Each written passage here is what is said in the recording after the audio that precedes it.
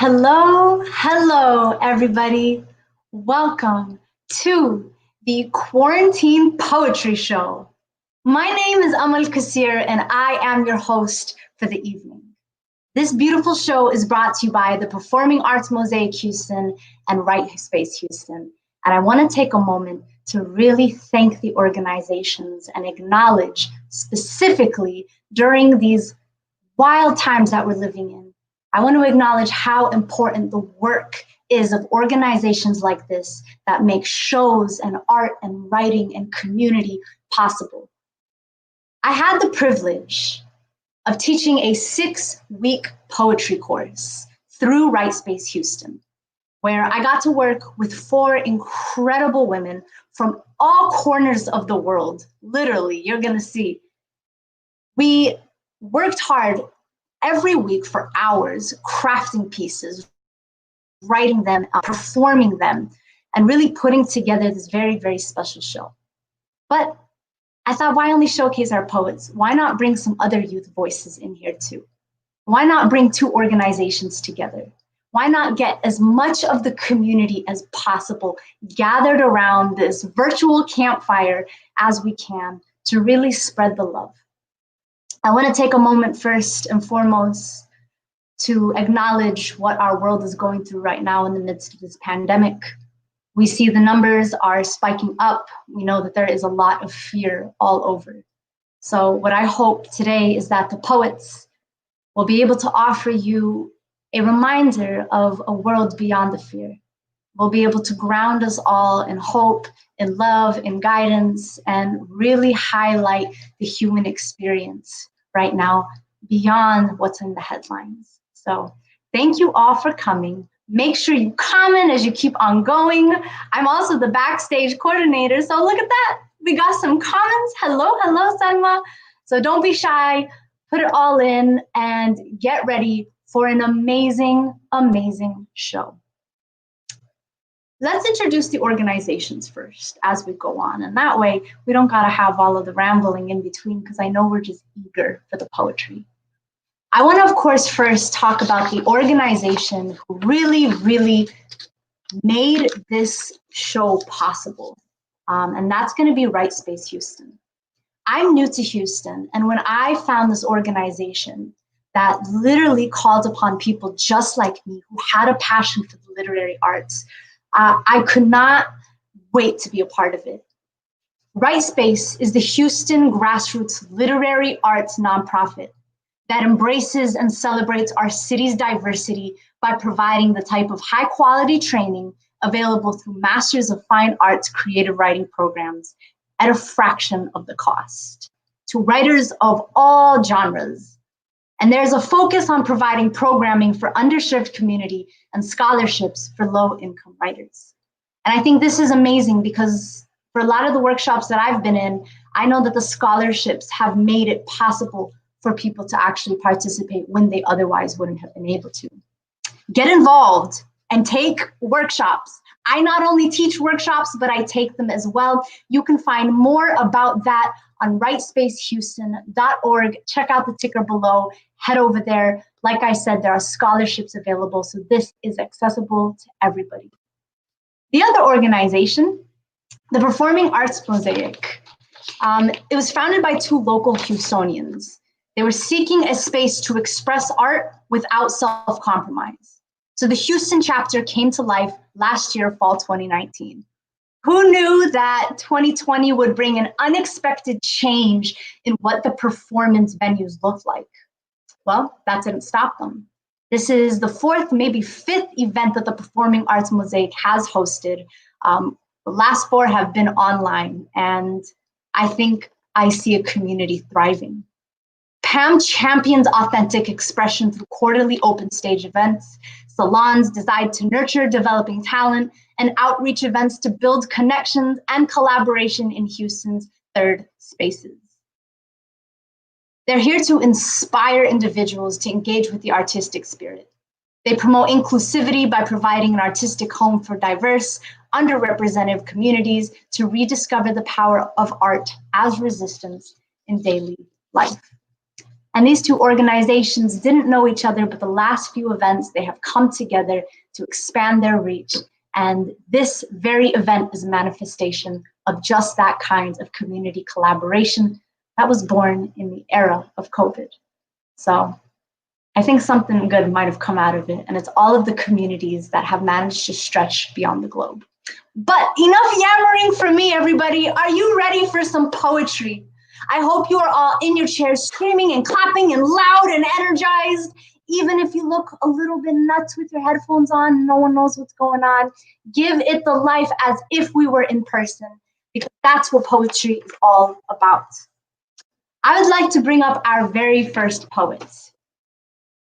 This individual, I met her many years ago, back when I was teaching a youth workshop at the Refugee Center in Colorado. Aini Jama is a henna artist, a poet, and a community advocate with Colorado's Refugee Speakers Bureau. She shares her poetry to encourage her fellow refugees to overcome their struggles and be a voice for their community. I am so honored. I think this is our first main event to bring you all Aini Jama, the poet. Welcome, welcome, my dear. Please take it away. Thank you, Amal. Thank you. Who am I? Who am I? I am Muslim. I am not a terrorist. I am Somali, and I have something to say. I am a human being who loves to talk, laugh, think, walk, just like you. Let me ask you this. What do you see? Do you see the color of my skin, or a young woman who's devoted to her faith, family, and friends, and community? Do you see the hijab I wear, or my genuine smile? You know, color matters. The color of the sunset over the ocean, the color of the flowers in springtime, the color of the tree during fall, the color of the grass after it rains, the color of the rainbow after a storm, but not the color of our skin. My name is Aini. It means eyes in Arabic. We see the same things, but we choose which one to accept and which one to reject.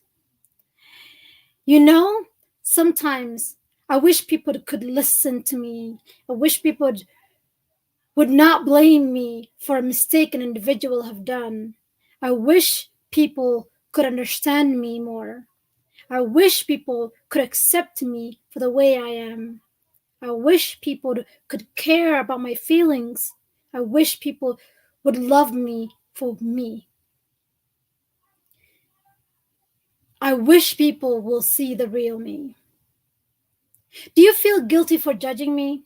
I do not blame you if you did, but it was not fair. I know life is not fair, but I hope for a fair chance in life. I say to you salam, which means peace. I love peace, I love harmony, I love unity, I love calm, just like you. Now you ask, who am I? I am the tired, the poor, the huddle messes. I'm Somali, I am Muslim, I am an American. This might sound bizarre, but I am one. I know I am an immigrant, but I'm not the only one. We all have arrived here at some point, except for Native Americans. But what's the difference between you and I? So I am an American, but I am not all you hate or fear. I will continue this journey. I'll see with my eyes, and then I would want to be seen by others, not as a color, not as a country, not as a flag, but as a girl named Aini, who's worth another glance. Thank you all. Salam. Aini, thank you so much, girl. I love you so much. Oh my gosh, you have come such a long way since the first time those years ago. Thank you so much for performing. What a great start to the evening, everybody. All my love to you, my dear. Make sure, everybody, that you are commenting. I don't know if you see all of these wonderful little comments right over here. Oh, the camera's flipped. But I want all your love. I want all your support for these poets up here. For some of them, this is their first time on a platform like this. And if you want to follow these poets on Instagram, check out Aini Poets on Instagram and follow her work where she will come out with more. The more support tends to result in more art, right? All right, we have our next poet. Now this individual, I haven't met in person, but somehow our souls have been connected a lot longer than our actual physical selves. The next poet is an 18-year-old who's in love with expressing life through poetry. She lives in New York City and attends John Jay College, majoring in English literature. She comes from a country full of rich history and poetry, Egypt. Everybody, please welcome Dunya Muhammad, aka With Love Dunya. What up, babe? Take it away. Thank you for having me. Assalamu alaikum, everybody. Peace and blessings be upon you. This is a poem I started writing years ago and never had the guts to finish it until a few days ago. So for non-Muslims joining us, this is a poem I wrote about my spiritual and religious struggles and journeys. This poem is called She as I. She was judged and misplaced. She lost her place in a society where being forgiven was just not the way. Her eyes were hidden, but they've spoken the undescribed, the unfelt of what's misheard. She misunderstood the humanity of her world. She wanted peace of the mind and peace of the heart, but as she aged, all she felt was loneliness and pain. Longing for a change, as she was a creature who ran from the truth that captured the soul, the truth that most people are scared of, the truth that tomorrow is never promised and today is all that's left. She was blind not to see that the end is near. She was supposed to love the creator, not the creation, not falling in the trap. She was the devil's humiliation. She was fed the lie of her generation. Was this the only way to live? She questioned. Her arrogance turned her to her Lord, and her questioning turned into seeking knowledge. She no longer felt lonely, as she knew her Lord is her best friend. She learned that if he can forgive her past sins, she can move forward with her present self. She no longer felt lonely, as she knew her Lord is her best friend. She no longer needed the forgiveness of people or their acceptance, as she knew they would only escort her to the grave. She stopped caring about their whispers. That's just the human race. She was judged and displaced, but she found her place, trusting God that He'll show her the way. Thank you guys so much. Oh my God. Oh, Dunya, thank you so much for that beautiful, beautiful piece.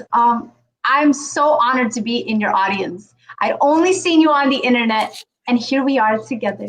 I look forward to doing more work. Everybody that was Youth Poet with Love Dunya, if you're not already following her, make sure you hop on Instagram and follow her. She's got a whole thing going. This girl is dope. All right, next we have, and I've already said this to him like 3 times, the only male poet in an ocean of women. And according to him, this is not the only time that this has happened.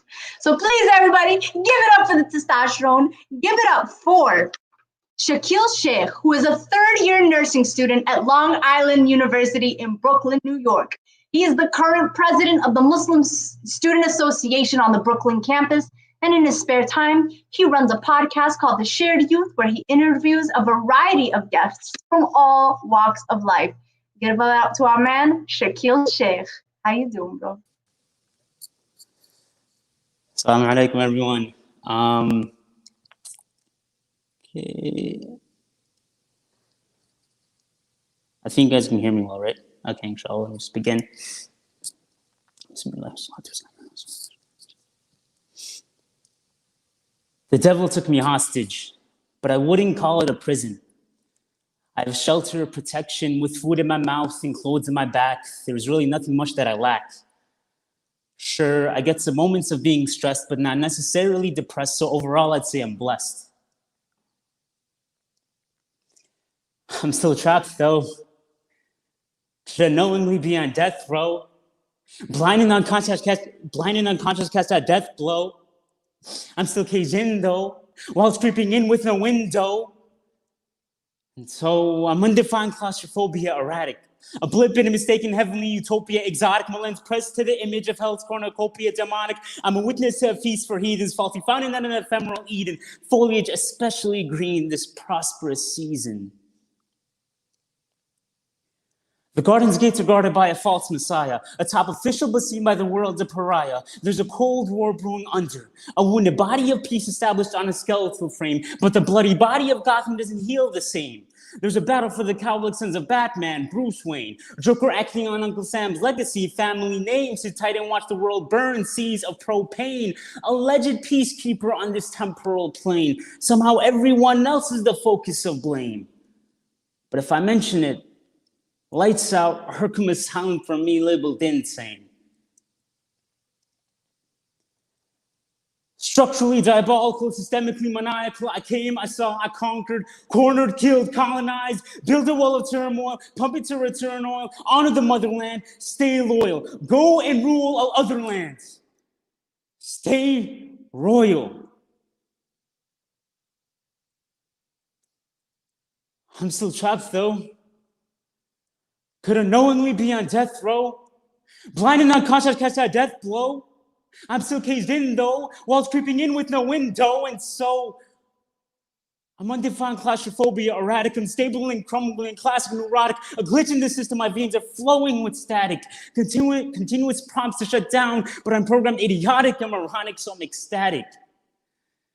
A flurry of files follow suit, each one opening and I dive right in. Waves of data surge through, images of past lives and torn hearts, a virtual terrain of missing lands and broken parts. So I press start. A familiar shadow welcomes me.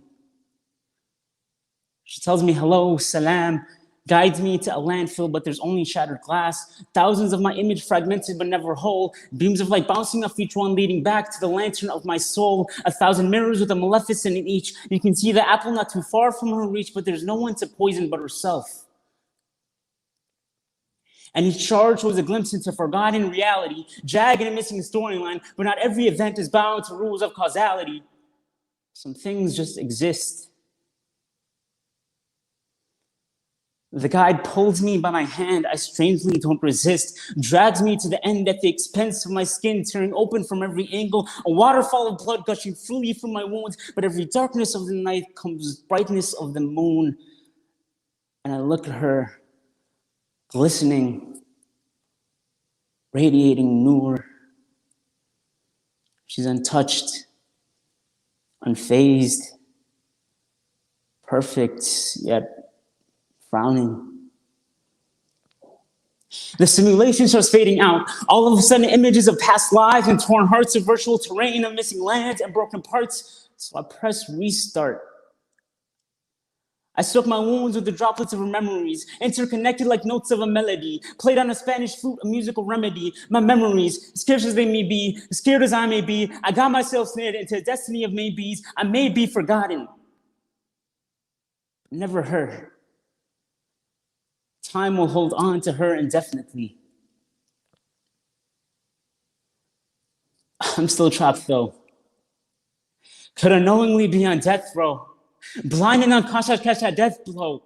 I'm still caged in though, walls creeping in with no window, and so my worlds are in disarray. A doomsday clock about to detonate, transcending reality set to explode, planets collide and cosmos implode, galaxies shatter and earths quake, universes distressed and frantically shake, multiverses crumble. But Mars and Venus have stood firm. War and love, humanity's rocket fuels. I am fueled by my love for war, and I'm war torn when it comes to love. Love struck when I saw her face. Love struck when I saw your face. Love strikes yearning to see his face. War tore me away. War-torn bodies and love-struck souls, a universe of dark matter and black holes, overshadowed by a cloud of light upon light, a seemingly never-ending day without night. So here I lay weak, trapped and lacking in might. A star appears blinding and white. The lover yearns further after sight upon sight. The light magnified upon sight after sight. My lens magnified, angled just at the light. My chains burst into flames, a spark in the night. And my captor turned tail, turning fight into flight. The captive turned captain, I laugh in delight. My captor turned captive, he cowered in fright. No more bondage. No more cages. No more chains. I'm free. Jazakallah khair. Jazakallah khair. Was that the one? Is that the spiritual writing piece? Yeah, that's the one. Oh, hey, everybody, if you don't know, Shaquille actually won the spiritual writing contest that we had a few months ago during Ramadan, and that was actually the poem we won with. Yo, Shaquille, thank you so much for sharing, and check out the comments of everybody. You got some mad love coming from New York, man. Thank you. Guys, that was our youth poets. I don't know about you, but I feel some fire in my skin, that's for sure. I feel like I was gonna cry. I feel like I was laughing. I feel, ups and downs, and my gosh, the power of the poet, right? Dunya, Aini, and Shaquille, thank you all so much for beginning this show and starting it off the right way. We appreciate you, and for all of you, check out Shaquille's podcast called The Shaded Youth. It's super dope. I actually they just released an episode that I did with him a couple weeks ago.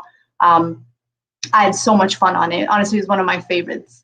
So here we are now at the point where it is time to showcase the work of poets who spent the last 6 weeks, hours and hours of their weeks, putting together these set lists just for you. We have a gorgeous diversity of people. And to be honest, I have already said this once to you all, but to the students, to Besma, Emily, Sarah, and Lilia, being able to coach you through this process and watching you all grow, starting literally with nothing but a free write and some scratch on paper and creating these masterpieces, it's so inspiring. And to be honest, it reminds me of the beauty and the value and the power of poetry. And it reminds me that I love it. And I thank you guys so much. I thank you for everything you taught me. And I can't wait for everyone to learn from you too. You are absolutely outstanding ladies. And we already got people from across the ocean waiting for our poets. Now remember, audience, we want as much love and loud from you.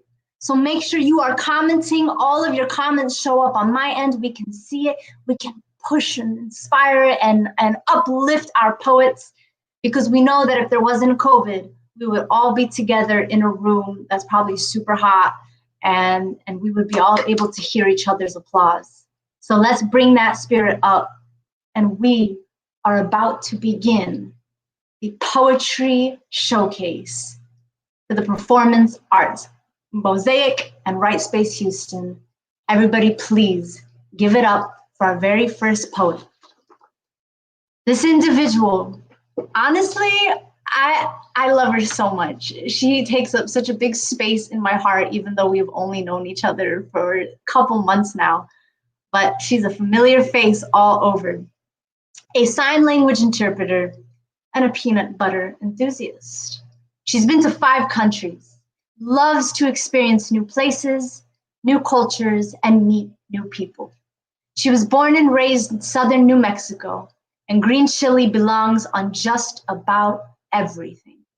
The desert and the mountains are home, and she is a mess of mistakes tied together with the best of intention.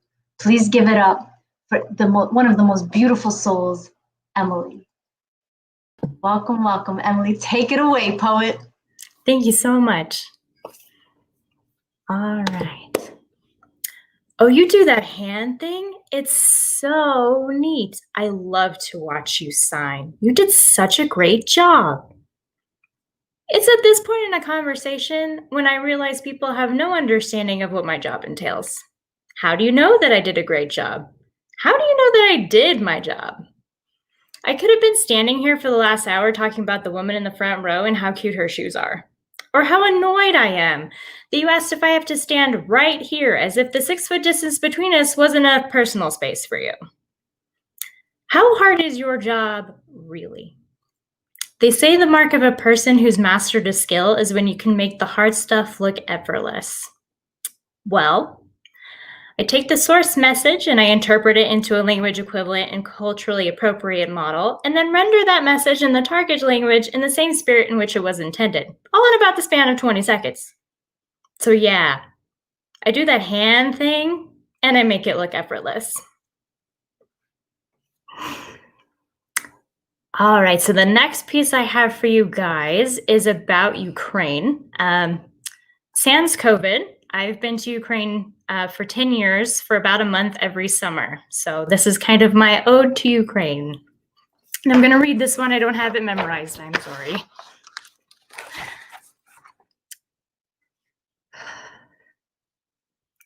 The sun greets humanity early here, but it does so gently. The golden fields sway to and fro in the light of new day, and everything is still for a moment longer.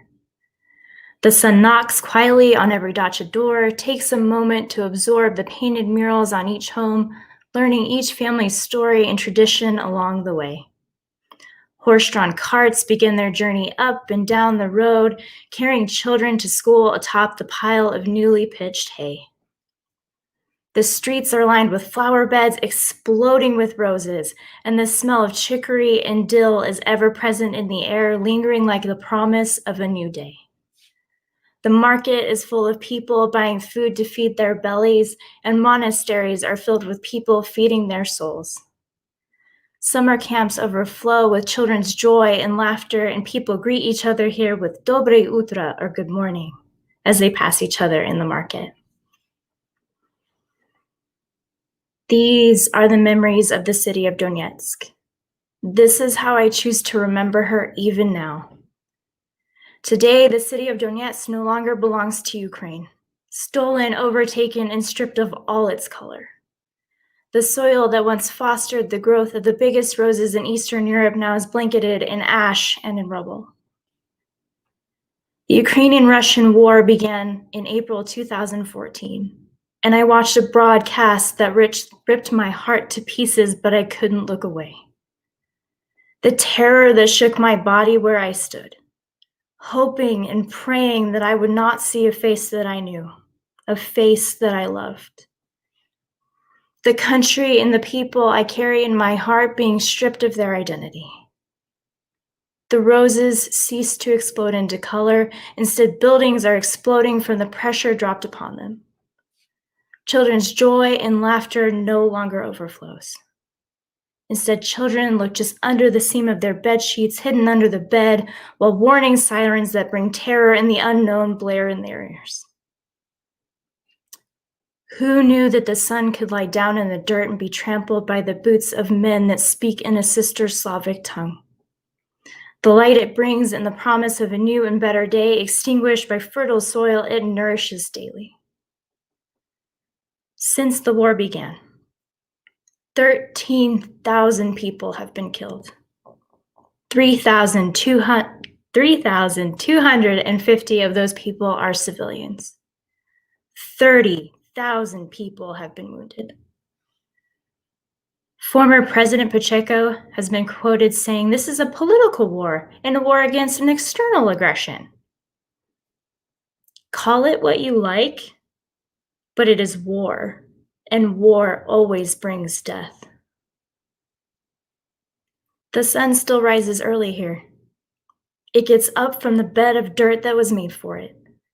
Its light lingering in the air like the promise of better days to come. A promise of Nadiu, hope shining on each Ukrainian face. Slava Ukraini, Heroyam Slava.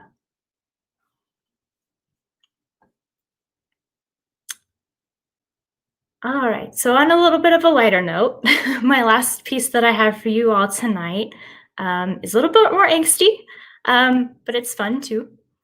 So thank you so much for having me tonight. I really enjoyed it. Stick around for the rest of the poets because they're going to be amazing.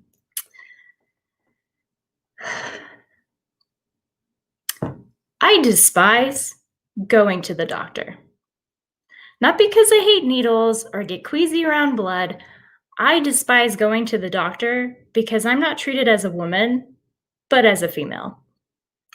I enter the office and it's as if crossing the threshold deprives me of womanhood. I say my hip hurts. Doctor says, when was the first day of your last menstrual cycle? I say I may have a sinus infection. Doctor says, is there a chance you might be pregnant? According to dictionary.com, the word female is a noun, defined as a person bearing 2 X chromosomes, normally having a vagina, uterus, and ovaries, and at puberty developing a rounded body, enlarged breasts, and retaining a beardless face. Emily becomes woman, woman becomes female, and female become parts. I become parts, I become pieces, and I become vessel. The only part of this vessel that interests the doctor are the parts that foster life. Parts, pieces, and vessel become my only identifying markers. When anthropologists identify human remains, they use bones, the very core of who you are. They determine male or female, sure.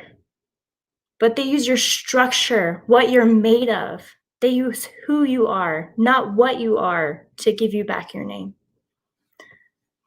I am more than the sum of my parts, and I am more than the pieces that make this woman female. I am more than just a vessel and a transport for new life.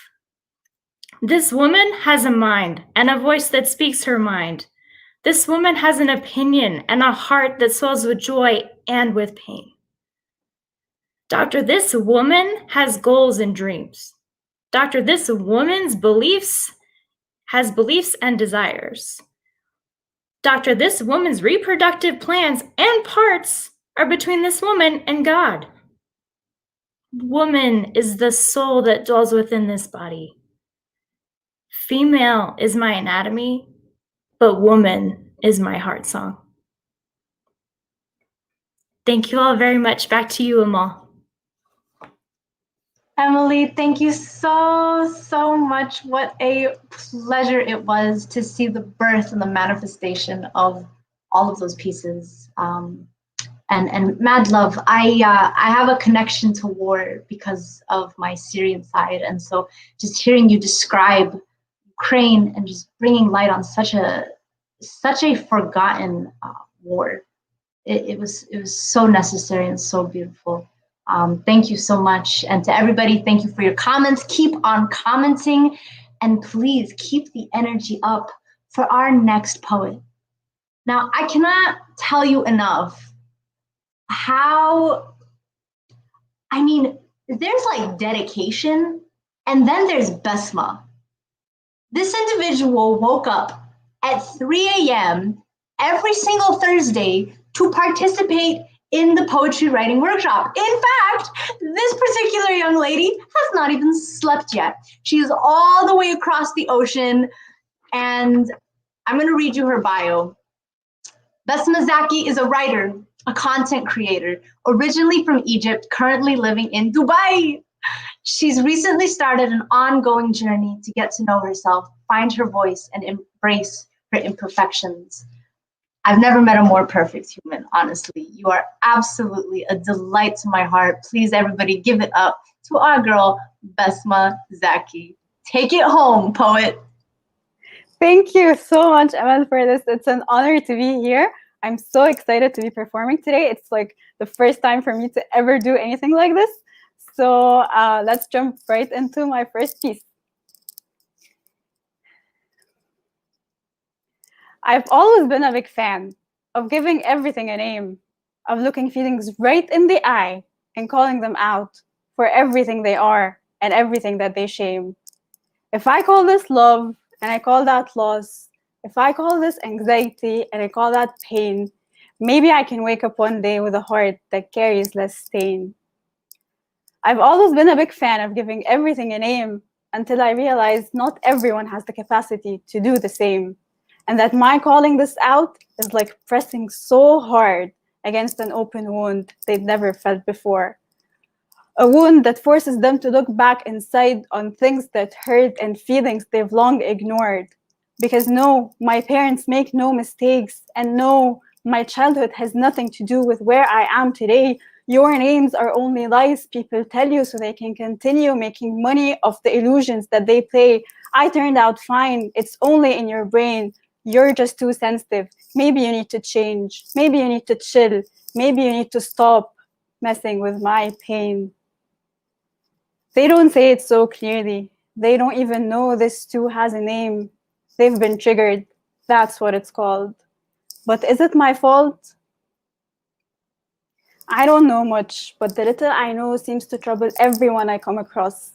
I'm not trying to shed light on things they don't want to discuss. I just want to be able to give this a name so maybe it can hurt a little less.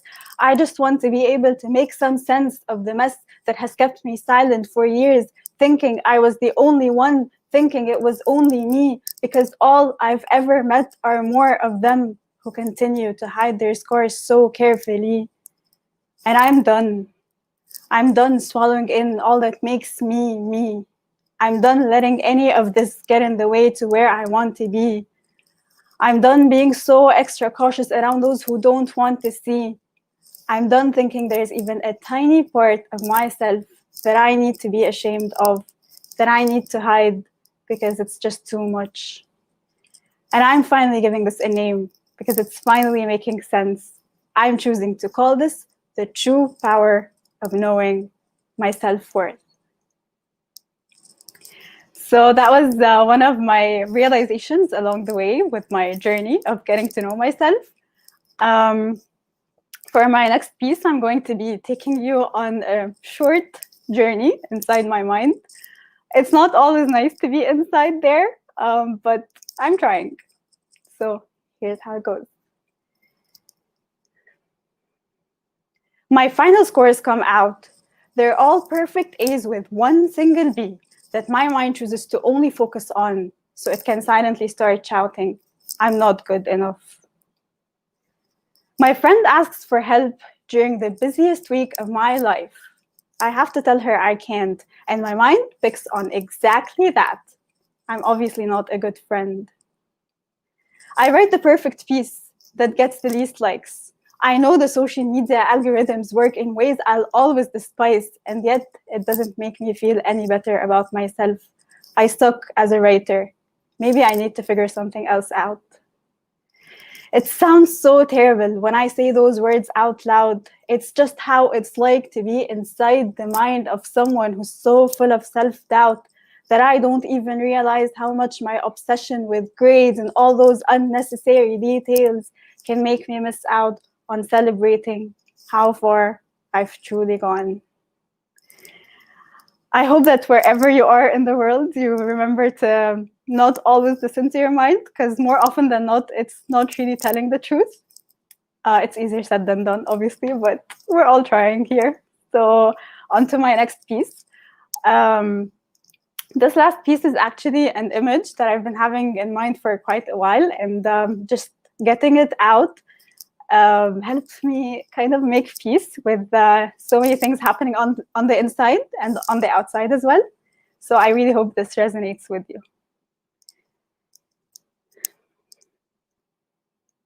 It's not you, and it's not me.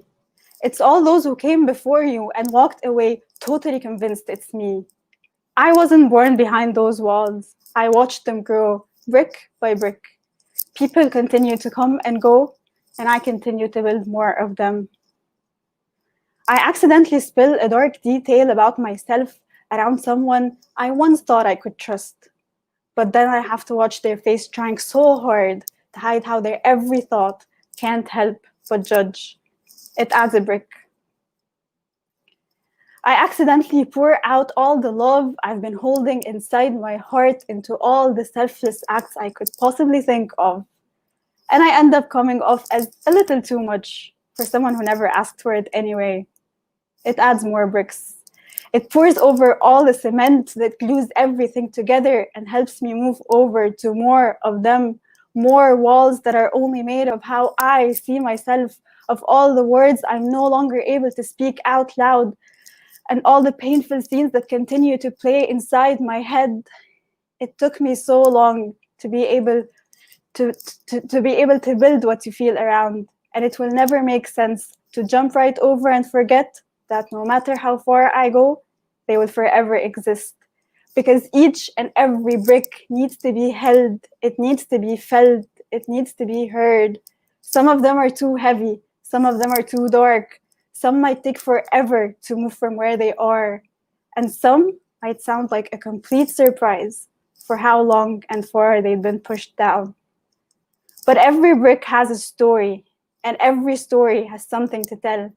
And I now realize that's the only way I can bring my walls down.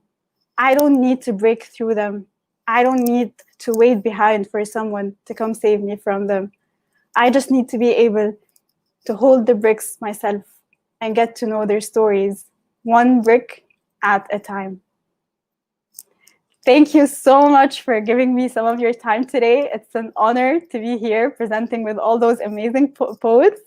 And if you'd like to read more of my writings, you can find me on Instagram at Basma Zaki. I'd totally love to connect. And a very, very, very special thank you to Amal Qasir. Without her, I wouldn't have been able to do anything. So thank you, Amal, and back to you. Oh my gosh, I'm so like, I have a butterfly on my shirt, but there's also like 1,000 of them in my belly as well. Besma, thank you so much. Emily, thank you guys so much.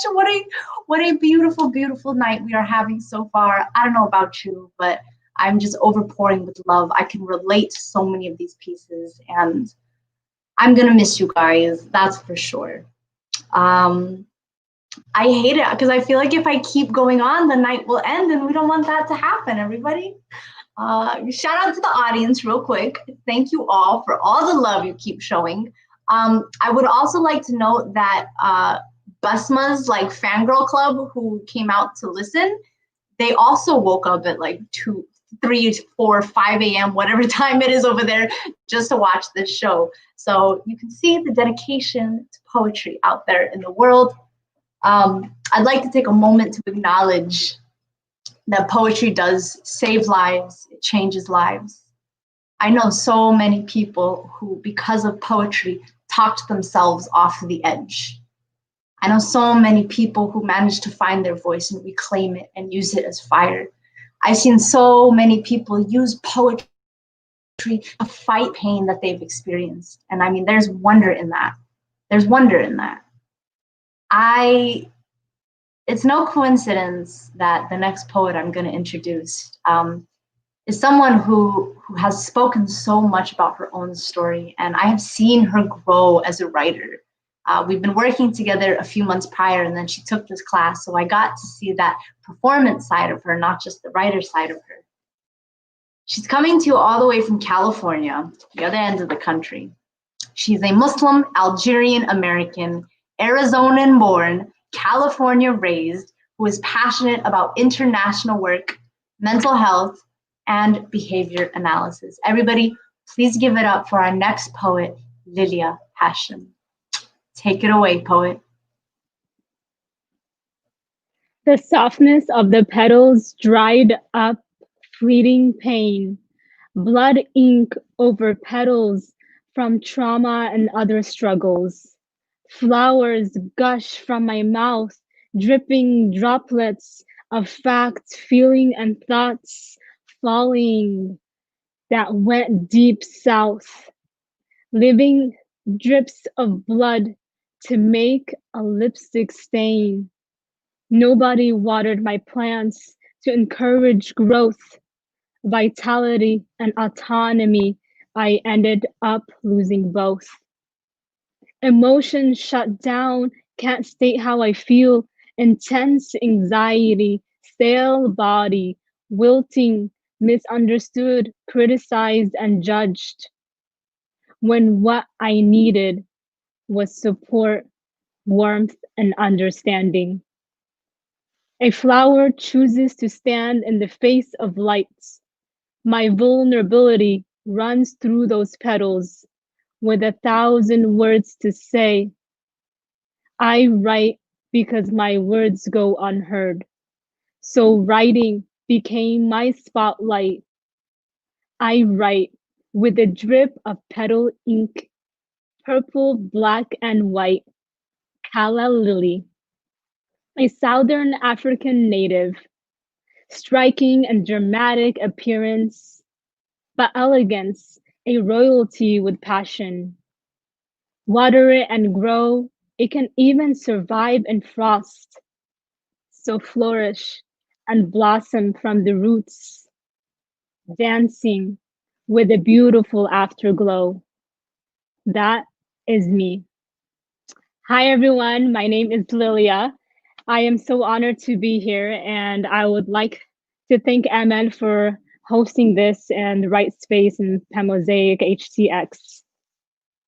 All right, so my next piece is a little bit about under the same, I guess you would say, like same category. So I've been in the mental health field for a while, and I value it so much. And so I'm gonna take you on a little journey of something that has stuck with me for a while, but this thing, it escalated several years ago, even though it ended a little while ago too, but just something I never expected to happen. Video chatting with a friend while eating an Oreo cookie. A sudden dizziness came to me like never before. Heart uncontrollably increasing, the strong, intense pounding. What's happening? Uncontrollably shaking, approaching my phone, my fingers dialing 911. EMT rush into my college apartment. Monitor saying arrhythmia. Was taken to the hospital, finding out unknown causes. Okay, so then panic attack? Looking for answers because that was strange. Losing my gravity. Hospitalized twice during undergrad. On campus, heart palpitations, heart beating increasing, weakness in parts of my body. Numbness runs through my arms, a sense of pending doom. But I guess you were just panic attacks all along. All right, so final piece hits home despite me being born and raised in America, but this is a part of me. And I hope to share with you a little bit of some significant history. To achieve independence, an Algerian woman's intelligence stood to become a form of resistance. During the French occupation of Algeria, the streets showed inequity.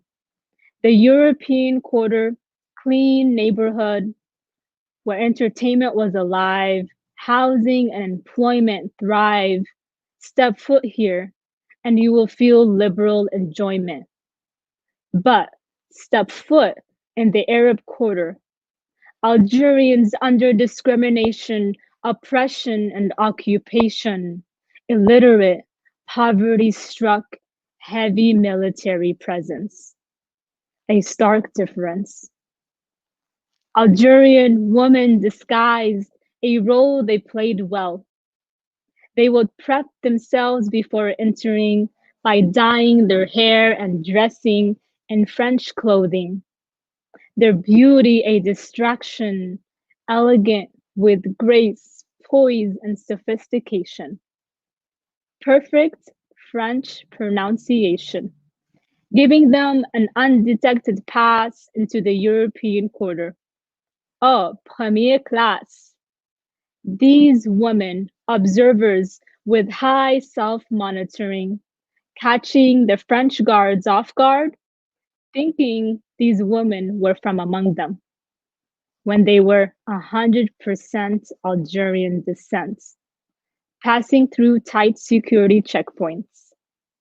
Algerian women, revolutionary national resistance agents, a secret ingredient to the success of the Algerian War of Independence, where women served not only as fighters, but as nurses and medics, cooks, teachers, communicators.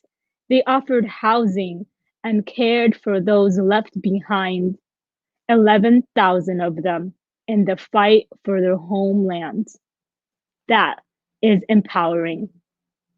Here is a story well known in history about women, their intellect, and their love for their country. Fierce and strong-hearted, these were the Algerian women freedom fighters. Thank you. Back to you, Emel. Thank you so much, Lilia. Thank you for the history lesson. Thank you for the empowerment. Such a beautiful set, and with great excitement, but also great sadness. It is time to announce the very last poet of the evening. This individual, and really honestly, every single one of these poets, they were students, but in reality, they are friends. I got to know Sarah a little bit deeper over the course of the past few months, and when she joined my class, it was so humbling. This individual is an award-winning published poet. She's a writer.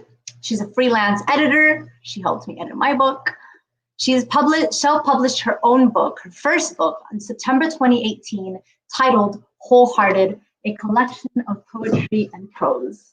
Here it is. It's even got the sticker on it. Look at that. You can buy it on Amazon, and it won the Daybreak Press Publishing Best Poetry Book Award. Her work has been featured in TEDx, Muslim Youth Musings Literary Magazine, Voyage Dallas Magazine, and Brown Girl Magazine. And above all, she's just such a sweet and supportive person. And I'm so, so happy to bring you the Sarah Bowani. Give it up. Welcome, welcome, Sarah. Take it away.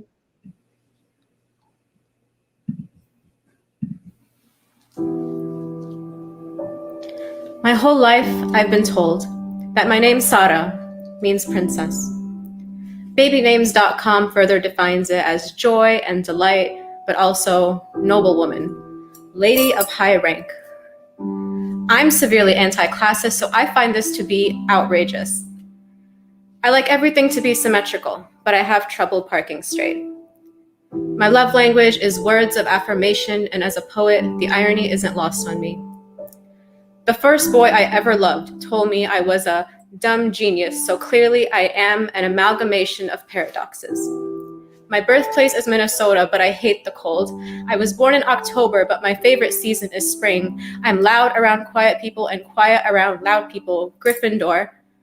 The Hogwarts house known for bravery is where I get sorted into by every quiz I have ever taken, but my anxiety cripples me daily. The MBTI test says I'm an INFJ, or the counselor.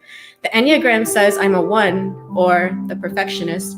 And the phrase my therapist told me years ago about how I'm 16 going on 40 is finally starting to make sense. The flowers on my bedside are currently decaying, and isn't that the metaphor for our mid-20s? How a thing that ought to be blooming is just not. My diary tells me that at the age of 14, I could start a conversation with a stranger, but today I can't walk into a room full of people I don't know without having a meltdown. I spent years trying to force myself to feel safe in this body, but somewhere along the way, the little brown girl who always ended up top of the class amongst an endless sea of white faces began to internalize. If I'm not the best one in the room, then I have nothing to offer. I am nothing. Somewhere along the way, that began to feel true. I went to 11 different schools in my life, so the idea of permanence was lost on me. I learned from a very young age that home was wherever I was, so I've kept all my goodbye cards, funny homework assignments, art projects, and my first actual poetry book held together by staples into a 3-piece set of memory boxes, because after being uprooted so many times, these were all I had left. My beloved tells me that when he holds me, only half of me is in his arms and the other half is looking around the room for something else to straighten or clean. My job description includes teaching others how to calm their anxiety, but I myself don't know how to stop searching for something else to fix, and I will scrub my hands raw to disguise the chaos inside. There is a history of OCD in my family, and I suspect history is beginning to repeat itself. Hi, my name is Sarah. I'm a social worker, a therapist, and a poet. I love Nutella and Talenti gelato. I'm also severely flat-footed and thus trip on everything in sight. My hobbies include drowning in nostalgia, collecting poetry books, and beating myself up over things I can't control. I'm a master at organizing my possessions and I rarely lose things, but sometimes I wonder if I've lost myself trying to fix everything around me. I guess no matter how much I try to organize my life, no matter how many tasks I take on or how many checklists I create, I am procrastinating how much work is left to do just to learn to love myself.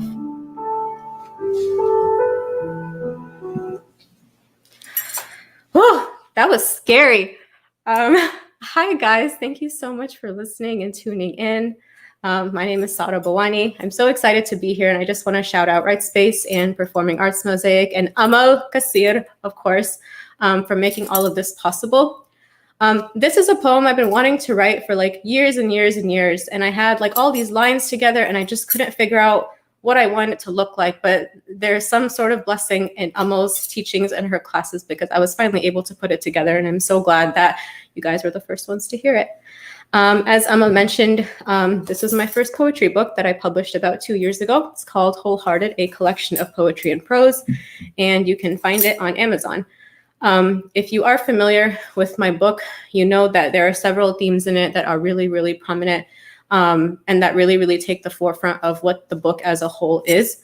And this particular poem that I'm going to read next is kind of a continuation of that. And if you know anything about my childhood or my history and through reading the book, this one will feel very familiar to you, I hope.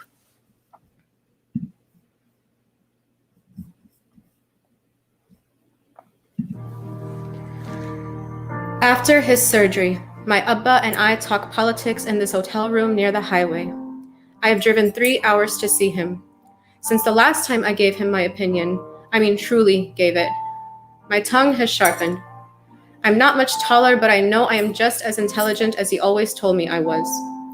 I give him a list of reasons why whatever political argument he has at the moment has holes in it. And when he finally agrees with me, 13-year-old Sarah, who used to say, "I just hate politics," roars in approval. My Abba tells me that guilt trips work best as he tries to get a relative to speak to him again. I outline for him all the reasons why that won't work, even citing my sources just like he taught me. He tells me I'm wrong and that he knows better. 10-year-old Sarah surfaces and explodes. I may not be the ideal daughter, but after all, the only model I had was guilt tripping. So I sharply remind him who's the social worker and who's the engineer.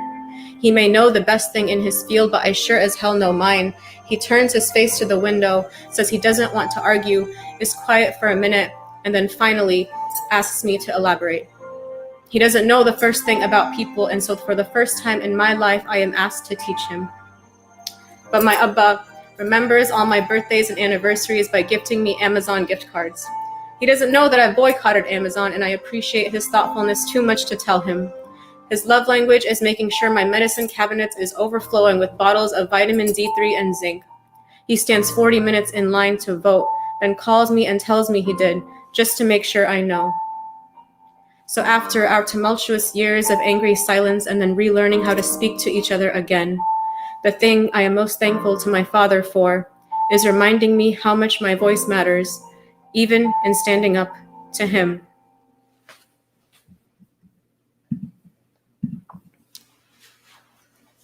Thank you, everyone. I'm going to read one final piece. that I feel is regarding a topic that I don't think I can ever get over when I see how much prejudice exists towards people with dark skin, no matter where they come from. And it's something I personally very much identify with. And so this one is called An Ode to Dark-Skinned Girls.